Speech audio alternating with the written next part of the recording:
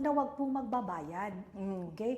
Kahit na single centavo, through bank transfer, through bank deposit, through transmittal.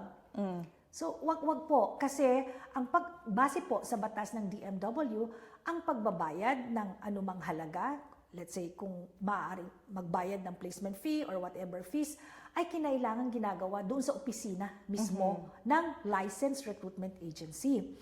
At kailangan po may kaukulang official receipt na registered sa Bureau of Internal Revenue na iaabot sa isang nagbayad na aplikante at nakalagay doon para saan yung kanyang binabayaran. Mayroon po kami mga naririnig, for example, na work permit, pababayaran, 2,000 euro, and then kinamaya-maya magiging 5,000 euro. Ay, hindi po ganun ang halaga ng work permit. At yung lahat po ng mga yan, work permit po, ay sagot po yan ng employer base sa regulasyon ng Department of Migrant Workers. So, mga red flags na po kaagad yan.